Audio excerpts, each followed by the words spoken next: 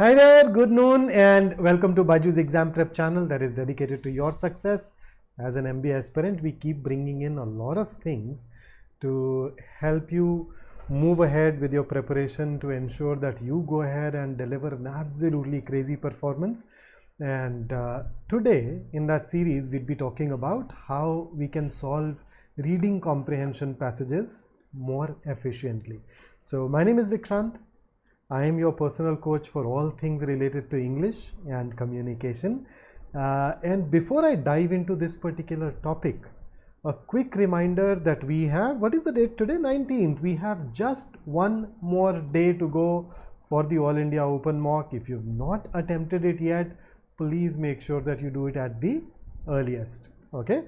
So, how to attempt RCs efficiently. Now, if you'd notice, if you've been regular on this particular platform and attending all my sessions, over the course of last 3 odd weeks, there is a theme where I'm gradually moving more towards making you faster, right? We've talked about different skills that we need to develop in RC. Then we also went ahead and focused specifically on reading speed. This is the session where we bring all of those together and I demonstrate to you how I make myself more efficient, how I go ahead and attempt passages in a really short amount of time. So, since we are talking about efficiency, what exactly is efficiency? What's your definition? How do you go on to define it? You've heard of efficiency and effectiveness and all that. So, in the initial rung of our preparation, we focus more on effectiveness. We focus more on getting the questions right instead of focusing on speed. That's getting them right is obviously more important for us, especially at the beginning. So, what is efficiency? How do you define it?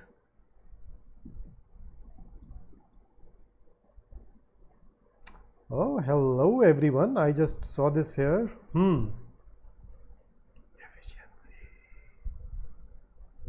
Sai, you need to drop a hi once again after this session so that your message pops up and I can respond. I got involved with solving some other doubts earlier yesterday. Efficiency. पहले किसे target करें? VA या RC? Okay, until you guys give me your definition of efficiency, Parag, I'll tell you what I generally do. I start with the best summary questions. Now, why do I start with best summary? They are kind of a precursor to RC, right? So, I treat them as my warm-up sets. So, I start with best summary. Thereafter, I go to the passages where the first thing that I do is passage prioritization, which basically means that I decide on the order, the sequence in which I want to attempt the passages. Then I will go ahead and attempt 2 to 3 RC passages. Thereafter, I would typically get into paragraph odd one out if available. Then I dive into para jumbles. Then if you have para completion questions and para completion, and then I would come back and attempt the remaining RC. That's how I prefer going through my section. But then all of us happen to have different strengths, right? And therefore, I think you need to build a strategy around your strengths. The best way to do that is to write a lot of mocks where you experiment with your strategies and then realize which strategy works well for you. And then maybe, or which set of strategies work well for you, and then use those, stick to those, right? So that was, so efficiency. Using less resources, doing more work, absolutely. So if I look at the dictionary definition, this is what efficiency is. The quality of achieving the largest amount of, mind you, useful work, using as little energy, fuel, effort, etc. as possible. Now, when it comes to the exam, I think we can rule out energy, fuel, effort. We can replace all of these with a single word, and that is time, using as little time as possible. So as a result, now because we are talking about time, we need to look at where does that time go. Now we talked about it in our previous session. The time is spent on reading a passage, interpreting the question, referring to the passage, and then eliminating the answer choices. And to that extent, I think all those different skills that you build help you execute each one of these 4 stages more efficiently. So let us take this opportunity to sit down together and discuss this. So when it comes to reading a passage, what is there in my mind?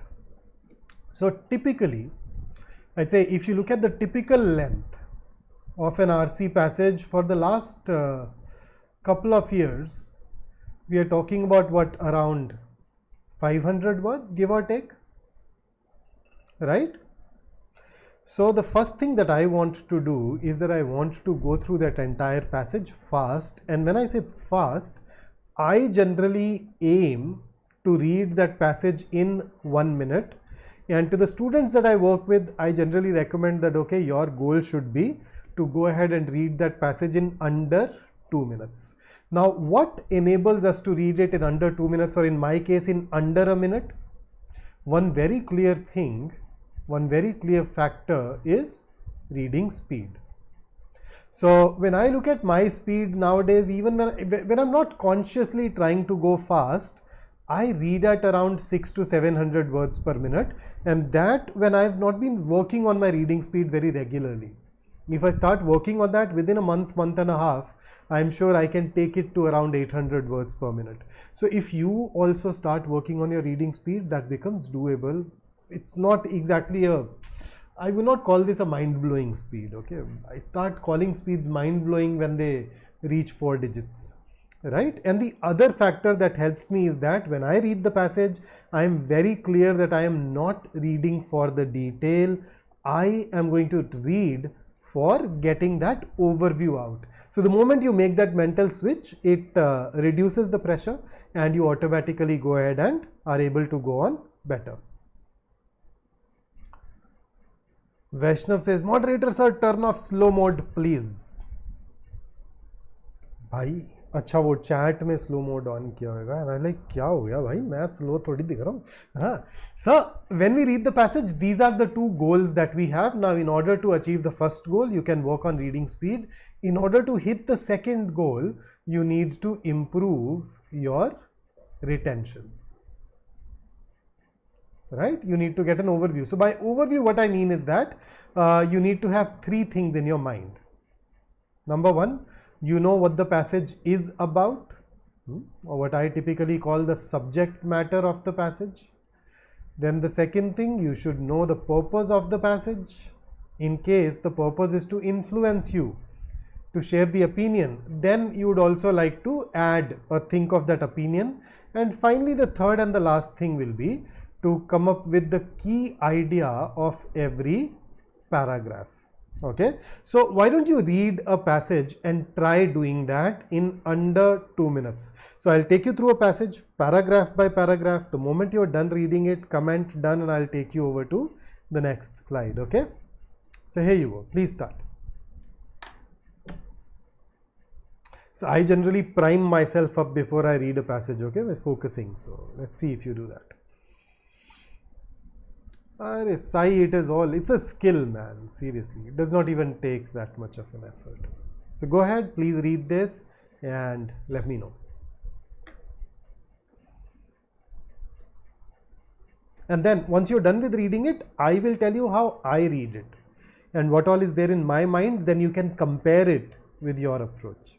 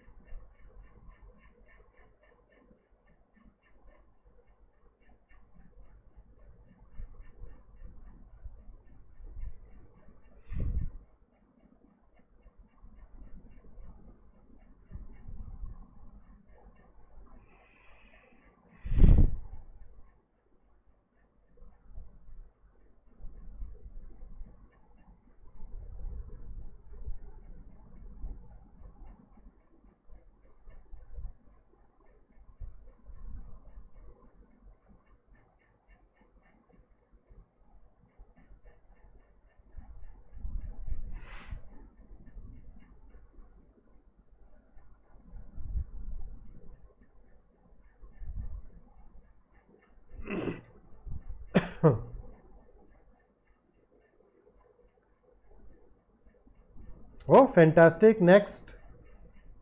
Great, great, great.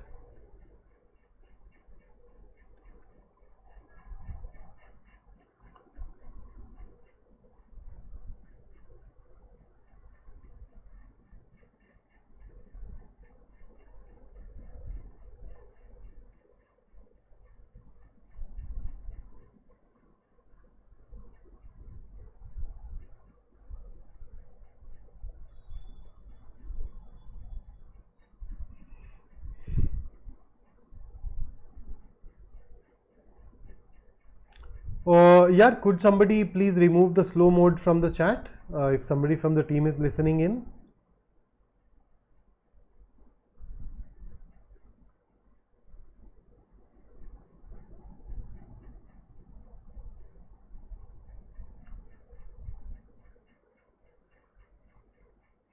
Otherwise, the moment I change the slide right, done. Reach me in 30 seconds until they fix it. I'm not even able to see if the slow mode is activated or what. Let's see. Let me just check. I can't tinker it from my end.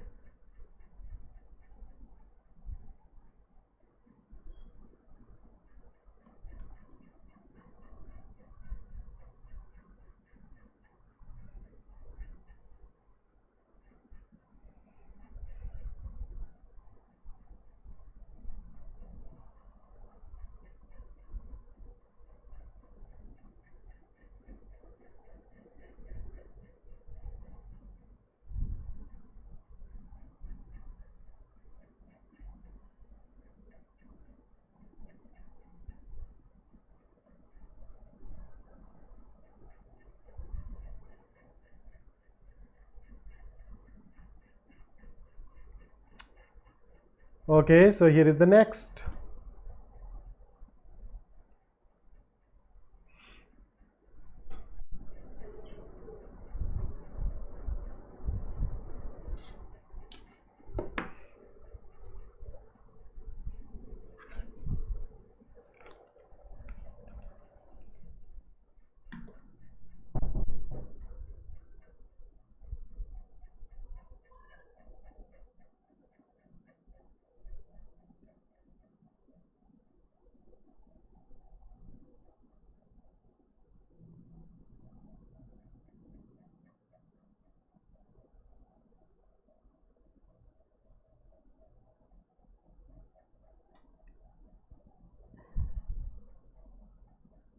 Done. Next.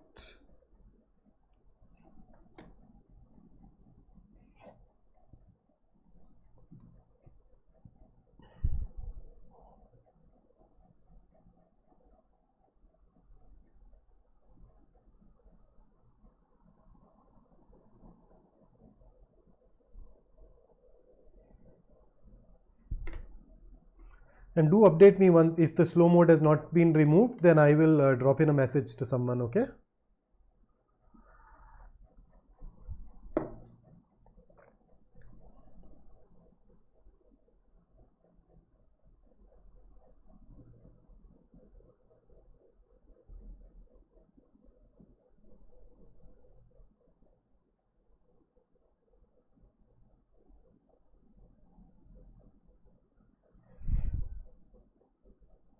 Fabulous.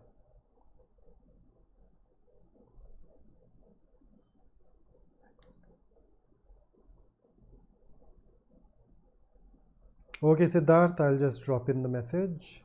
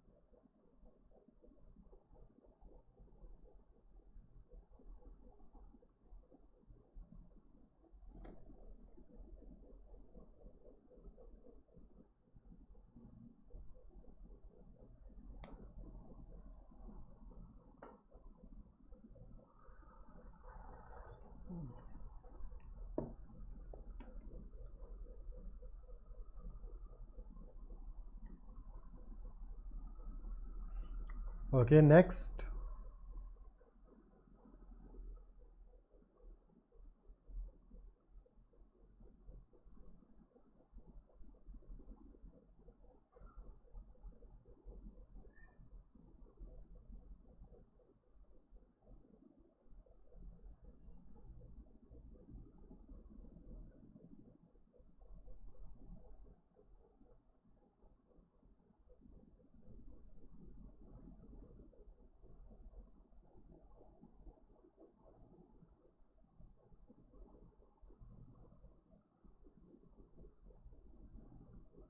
Okay, and here comes the last paragraph.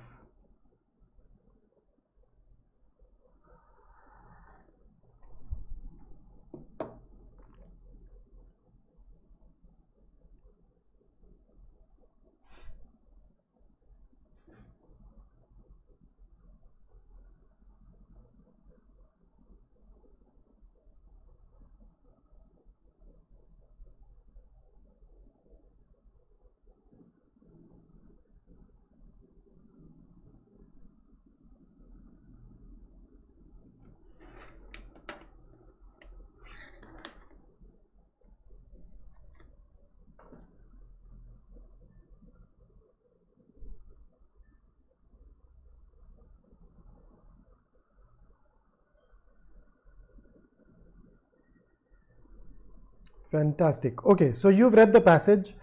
What is it that we wanted? We wanted to read the passage and generate a mental overview.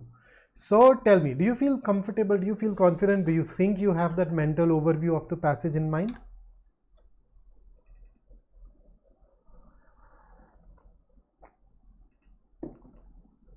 So basically what I do is that I boil every paragraph into this one central idea that it represents. So for example, if I were to read it, when I go through the first paragraph, this is again, when I read the first paragraph, you notice that part in yellow down below. That's what I have in my mind.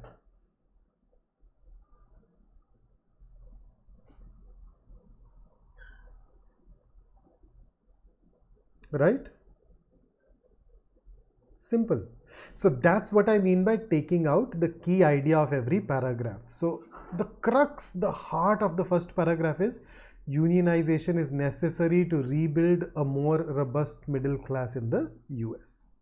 Then when I look at the second paragraph, the crux is there are two parties, right? Democrats and Republicans.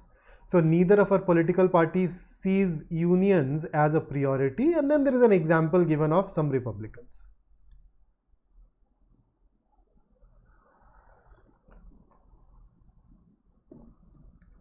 Right? Ranit, is this a passage which is opinion based? Next, this is the crux of the third paragraph. Workers acting without much support of NLRB. NLRB delay benefits corporates. And then here is the fourth. Biden openly supports unionizing and took some relevant actions. Fifth, yet the NLRB, so despite the fact that Biden supports it, NLRB funding dropped due to Republican opposition plus opposition from some Democrats too. You notice several corporate Democrats. Yeah. Vaishnav, as long as you have that same idea, whether you are retaining the same set of words or not is not really that important. Okay. Then here is the sixth. No support to workers from parties. Along with that, they have, so that combined with rage and fear leads to this opportunity for shady characters. So you notice demagogues, charlatans. I have just boiled it all down to shady characters. And finally, the last paragraph says that, okay, current organizing offers some hope. Media and politicians should help. So once I was done with this passage, I had this in my mind.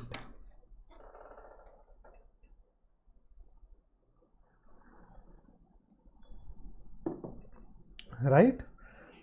So this passage basically informs us about the state, the status of unionization in the US.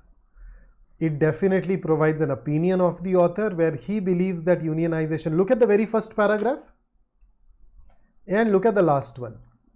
These are indicators that the author is in favor of it, right? And here is the key idea of every paragraph. Now, when you develop the ability to do this, it allows you to become more accurate and more efficient. How?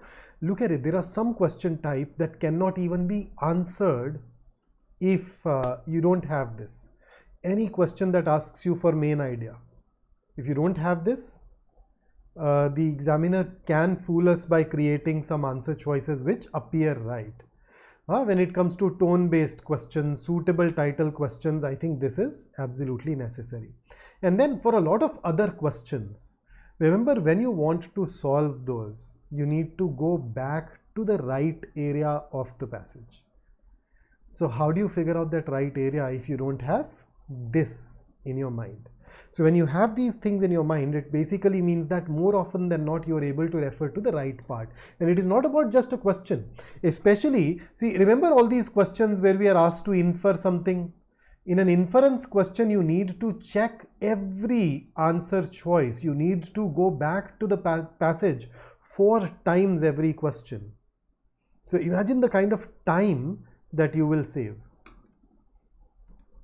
Vaishnav, you have your passage with you. You can always refer to the passage to pick up that exact nuance whenever required. This will help you go back to the right area. When we are stuck between two, you always can go back, right? So let us go ahead and solve some questions. Here is the first one. So you notice this ticker up here, this line. This is essentially a 1 minute timer. So you will have your question appearing here, and then there'll be a 1 minute timer, and I would expect you to answer it within that 1 minute. And after that, I will tell you what all goes in my mind and how I end up saving a lot of time even when I'm attempting the question. So your time starts. So here is the question and your time starts now.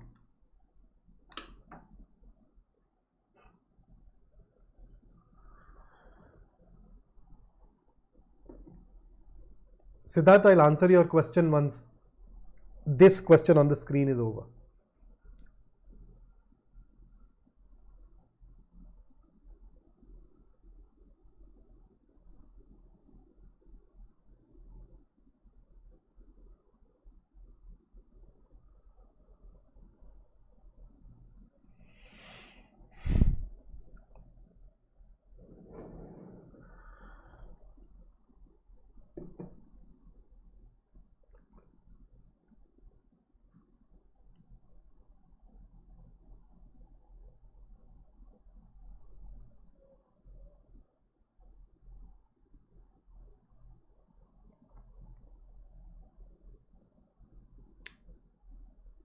Ta-da! So now you know what I do.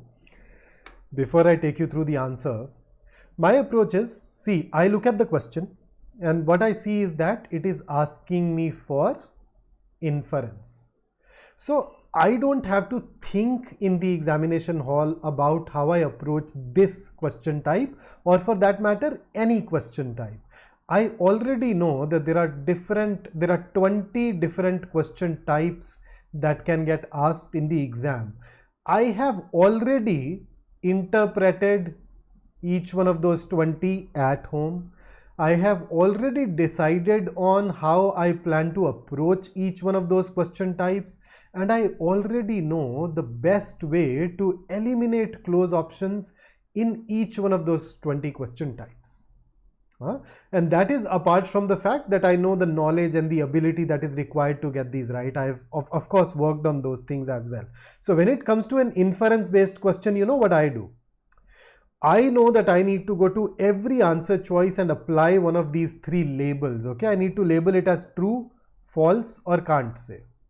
Once I'm done with that, normally one option will be true and the remaining are going to be false or can't say. So I mark the true one as my answer.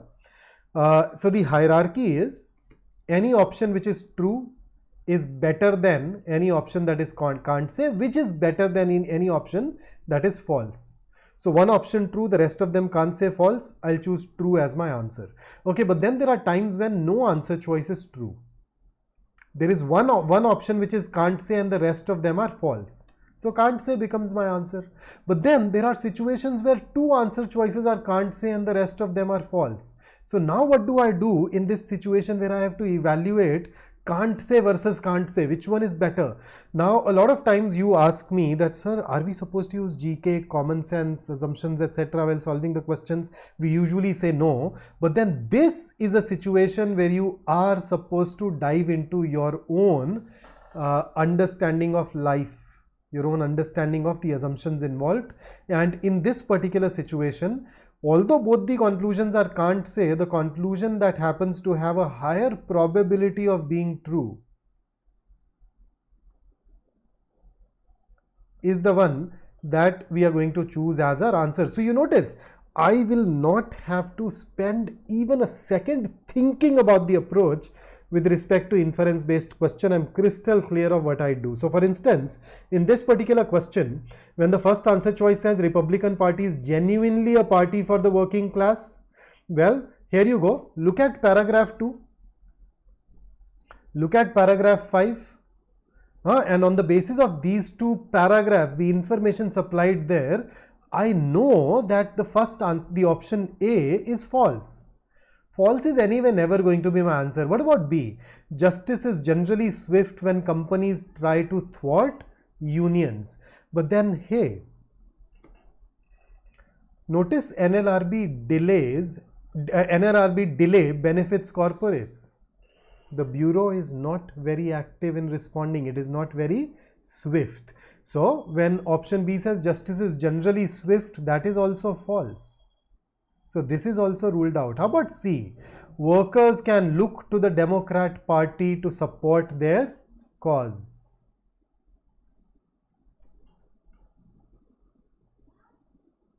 Can't say.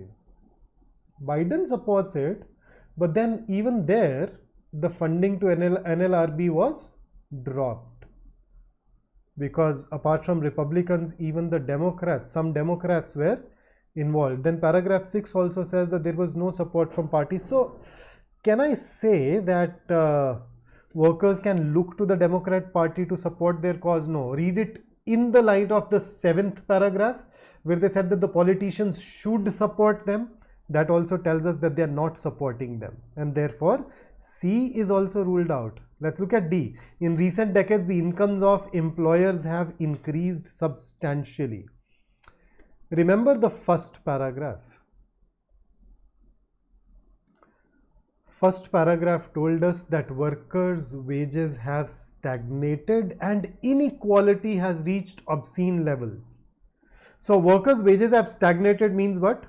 Workers, their wage, the money that they earn is not increasing.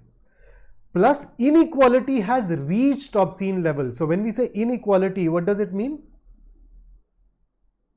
The owners are getting a bigger chunk, bigger share of the pie. So there are certain profits, workers are not getting more salaries, but inequality is increasing. It means that the employers are getting richer. So the incomes of employers have increased. Yes, this is true. And it uses the word, mind you, obscene levels. So obscene levels can definitely be termed as substantial. So what do we see? D is true, A, B and C are not true, and therefore our answer should be option D.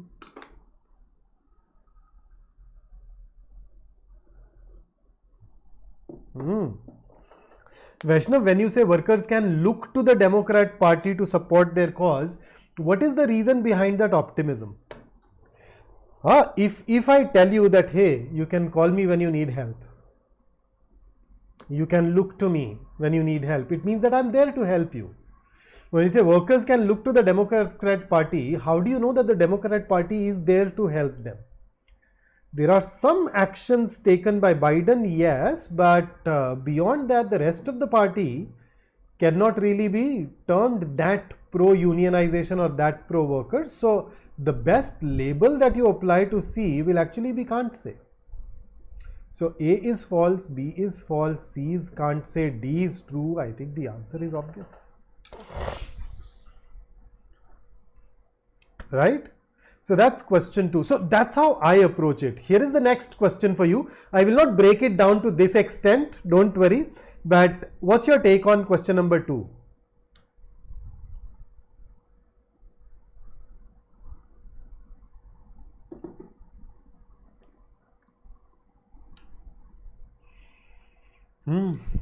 देख रहे हैं?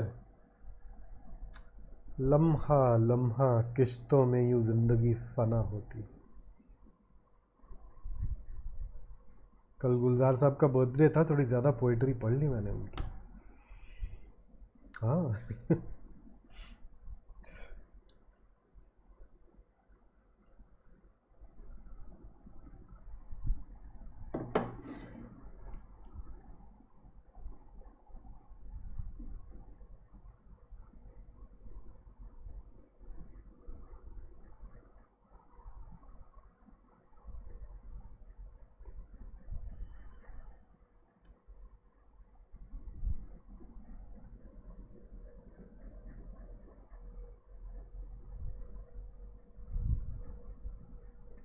Okay, so once again, what is the question? Purpose of the reference to Biden. Now see, whenever we use any example, any illustration, I already know that the purpose is to support or prove a point.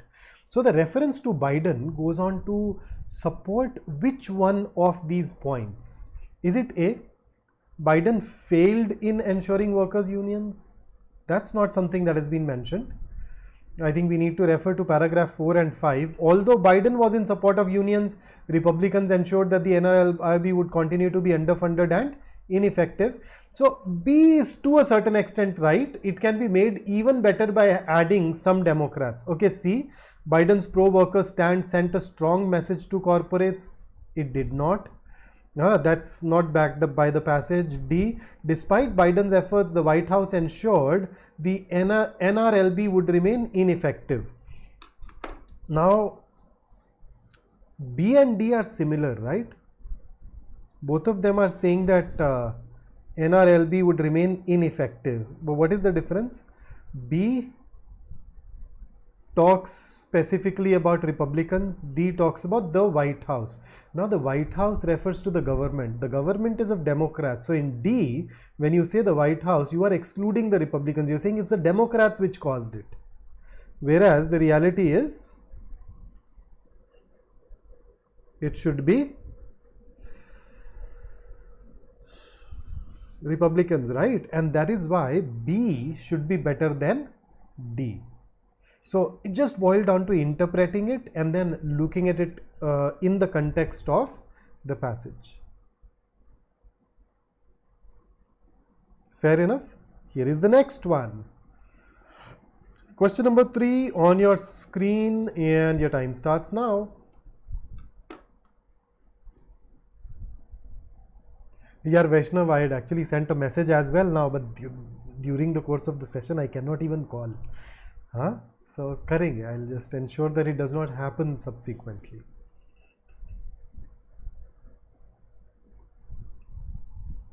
Oh, the team has already responded to you as well, so we are looking into it. Oh, पता चले तेरे साथ ही हो रहा हो ये, तू ज़्यादा मैसेज भेज रहा हो, तेरी मैसेजेस की सप्लाई कम करवा दी गई हो. तो ऐसा वैसे करेगा नहीं कोई भी obviously, but we are looking into it.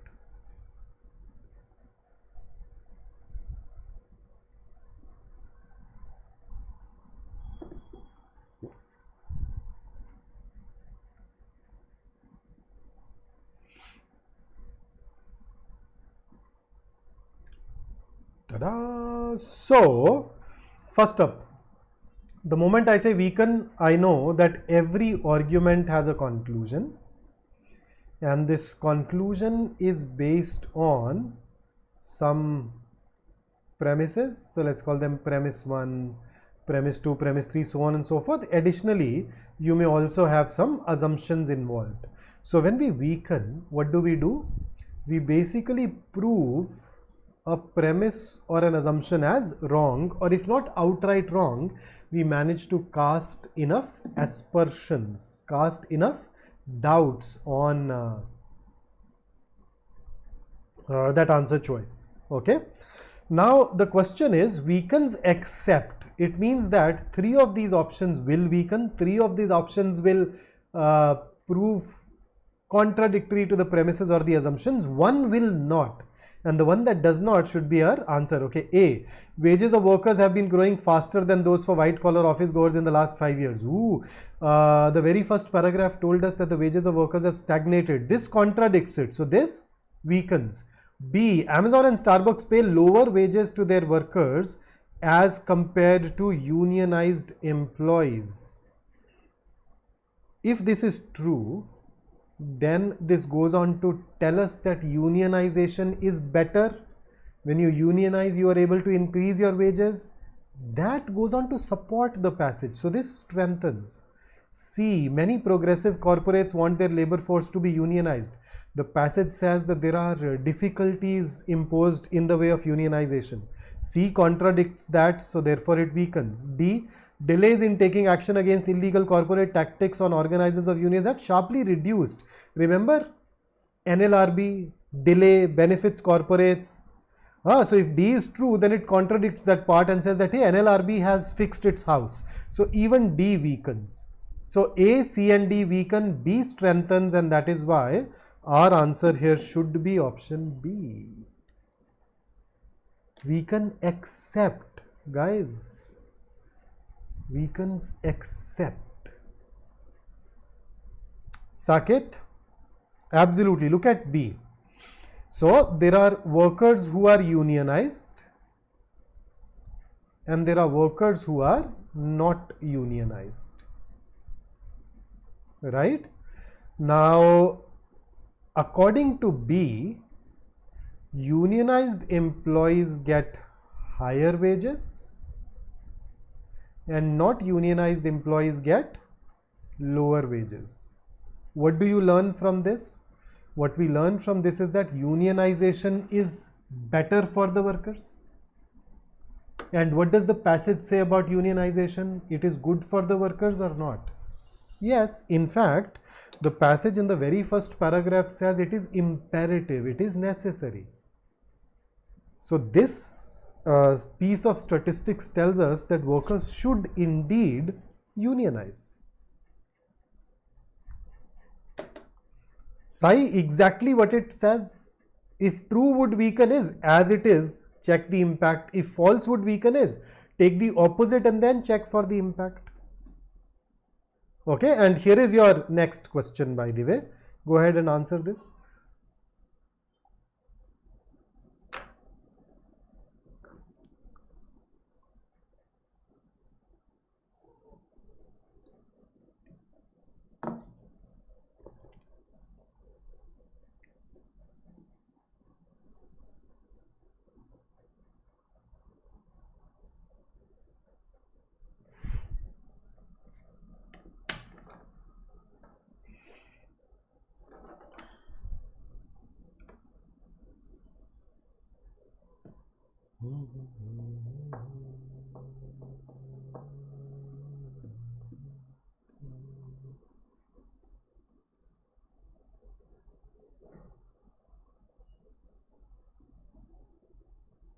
Okay, Vaishnav.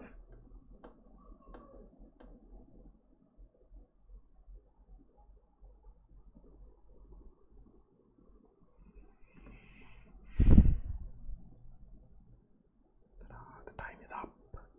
Let us see.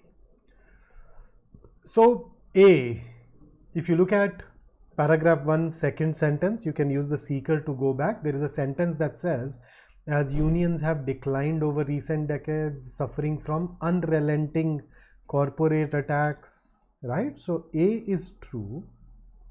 How about B? Most corporates do not want their workers to belong to any union. This is a recurring theme in the passage, right? Particularly paragraph 1 and paragraph 3 will help us identify it as true. C, corporates have frequently fired organizers of unions. Remember third paragraph, it mentions that yet the NLRB lacks the staff to investigate the flood of complaints about spying on workers, firing organizers, flood of complaints about firing organizers. So C is true. And then D, corporates have likely to have funded the Republican Party to make them oppose the formation of unions. I'd say data insufficient, right? Whether they're funded or not has not been provided, not been mentioned in the passage at all. So I'd say this is something that cannot be determined or can't say. Now, what does the question ask? The question asks all of the following are true except. So the implication is 3 of these are true, 1 of them is not true, and the one that is not true should be marked as our answer. So A, B and C are true. Let's rule these out. D is not true, so D is our answer. And with that, the slow mode is off now that the questions are done. So I hope you know how I approach it. So you notice every question, I know exactly what I'm supposed to do. I know how I will eliminate when I'm stuck. I don't have that ambiguity. At the same time, I can refer to the right part of the passage because of that overview that I have, and I've worked on my reading speed to ensure that I'm able to read the passage faster. So it's a combination of all these things that makes us faster, and not just faster, it also increases the probability of our being more accurate. Now, Ranit, we are not supposed to bring in GK while answering the questions, no? There is only one situation where we bring in the GK. I've mentioned that earlier. Okay, and here is a, so if you liked my approach and you think that it helps you in streamlining the way you are supposed to attempt passages, don't forget to leave a like for this video. And here is something for you to think over. I always did something I was a little not ready to do. I think that's how you grow. So don't wait for perfect moments, just jump. Start wherever you are, and I'm sure great things will come your way. And in case you wonder how would I know about all of these 20 question types and what to think, I talk about these in great detail in our course. So you can consider joining our comprehensive program. We have sweetened the deal for you by helping you unlock a 3-day trial and by giving you opportunity to get up to 90% scholarship. So do consider that. And once again, a reminder, today is the second last day for writing the All India Open Mock. If you have not done that, please make sure that you put it on priority today. Okay. And for further practice, you can consider enrolling into our test series, which gives you access to more than 80 mocks, totaling around 10,000 questions, right? And here is information about the workshop that talks about the life in a B school and afterwards, and why you should consider doing an MBA. So that's it from me today. If you have any more questions for me, please make sure that you use the chat liberally, or you can reach out to me using any of these places. Okay. So our Telegram group, if you're not there, please make sure that you join us. We are on Facebook. We are also on Instagram. So wherever you are, you'd find us there. So until I see you next, stay safe, stay focused, stay in touch. Have a great day ahead. See you soon.